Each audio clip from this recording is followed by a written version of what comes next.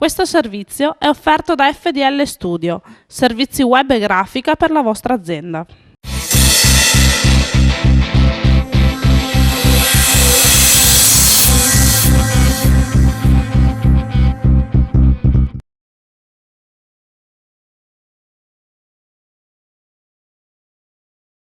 Siamo con Claudio Golinelli, detto Gallo, giusto? Sì, detto. E da dove nasce questo soprannome? Allora, nasce con Gianna Nannini. Prima mi chiamavano Galina dal cognome, Golinelli, Golina, Galina. Poi con Gianna Nannini dice: non sei mica una galina te sei un gallo. Cioè, chi intende, intende, insomma. E così è Gallo, via. Dall'ultimo disco registrato a Londra da Vasco Rossi abbiamo saputo tutti quanti che hai passato dei momenti davvero difficili. Adesso come stai? Sto bene adesso, ma ho passato un anno un po' brutto. Sono sempre nell'orlo del baratro, devo sempre stare molto attento, capito? Però lo faccio volentieri. Un'esperienza che fa pensare. Sì, fa pensare, ti fa entrare anche in un'altra dimensione a cui non avevi mai pensato, a quello quanto è importante la musica, perché mi sono reso conto che mi avevano dato 5 mesi, e io mi sembrava strano che insomma, fra 5 mesi non ci sono più, fra 5 mesi non suono più, ma come non suono più? Ma stai scherzando? Allora non ci ho mai creduto di morire, capito?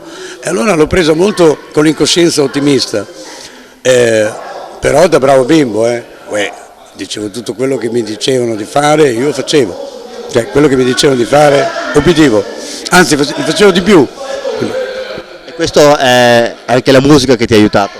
Molto, perché mi sono reso conto quanto desideravo tornare a suonare. Per 9 mesi non ho toccato il basso, è stato terribile. E poi dopo ho cominciato un po' a suonare, vado. 1° maggio mi ha sostituito Tony Franklin a Roma con Vasco, perché io ero ancora un po' titubante, capito? Perché certe volte andavano, certe volte no. Poi dopo tutto sommato l'estate mi ha fatto bene continuare a suonare, poi in settembre abbiamo iniziato le prove ed è quasi un anno che sono in giro. Bene. Claudio, tu sei bassista di Vasco Rossi, qual è la tua esperienza con lui? La mia esperienza con lui?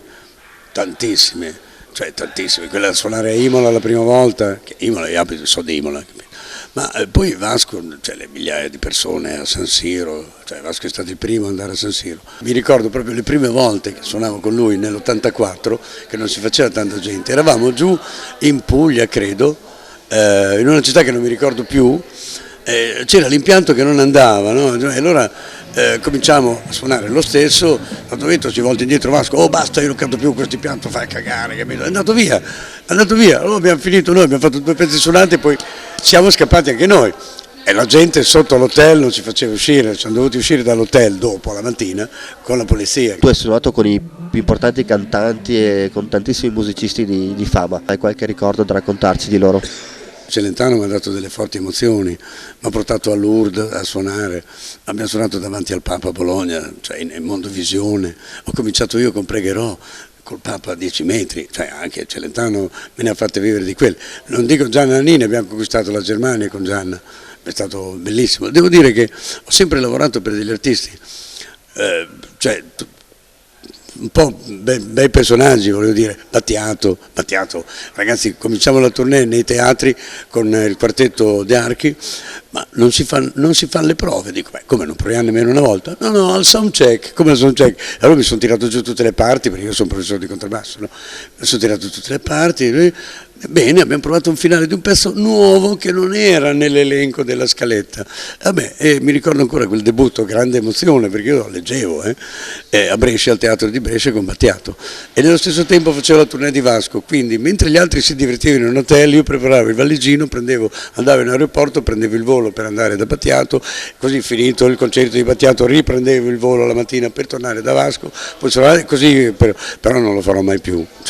No, poi non ho più l'età, insomma.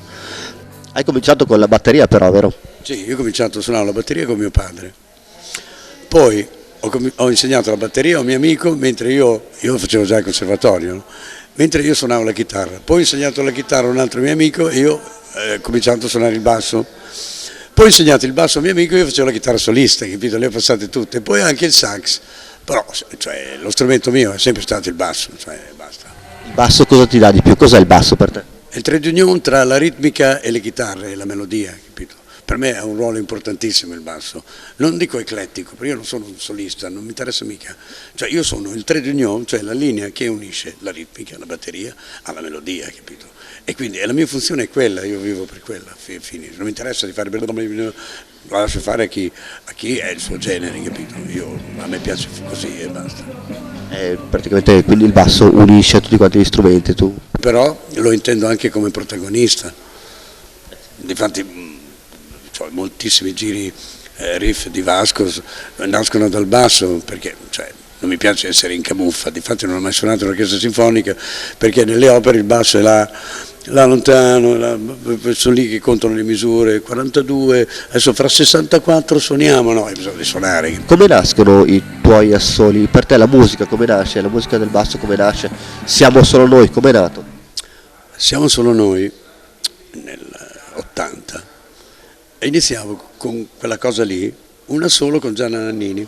Quella sera venne Vasco Rossi, che io non conoscevo perché ero sempre in Germania con Gianna, venne al Picchio Rosso di Modena, Vasco Rossi e Guido Elmi a sentirmi e il giorno dopo mi chiamarono e mi dissero vieni in studio a fare il disco di Vasco. Ah vabbè, vengo, sono libero, cioè sono a casa, vengo, io non sapevo.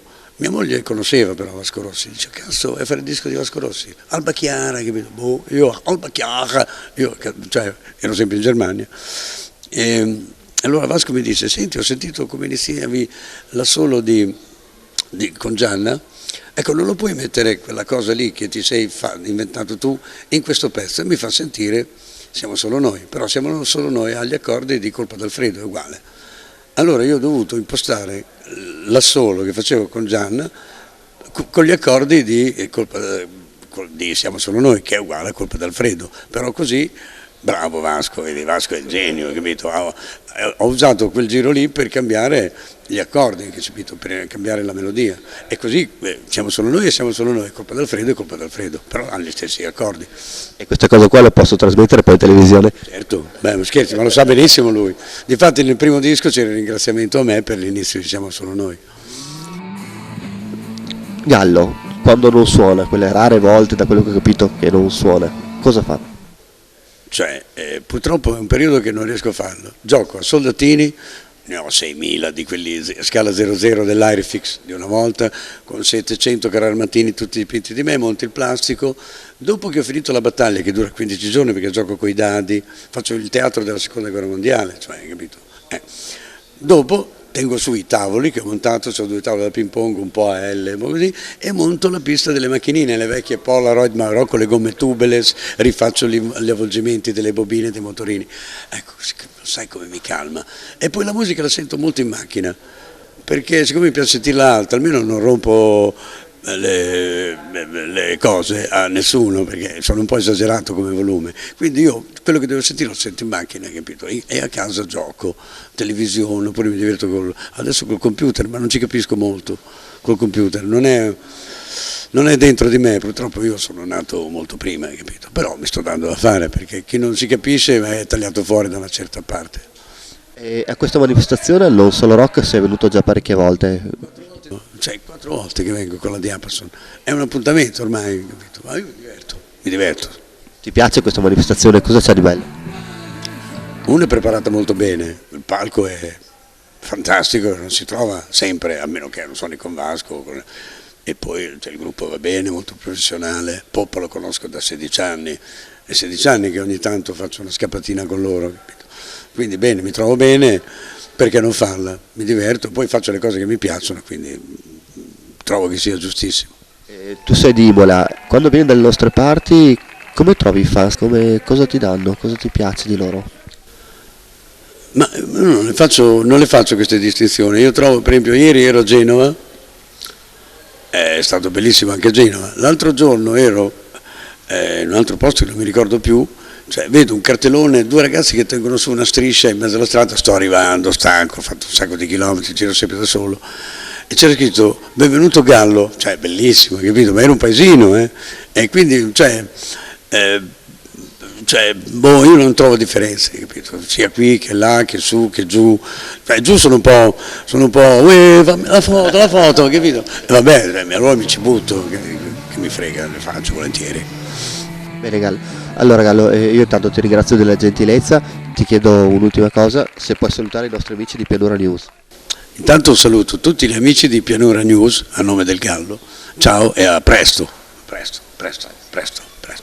Grazie Gallo. Gentilissimo, veramente. Okay.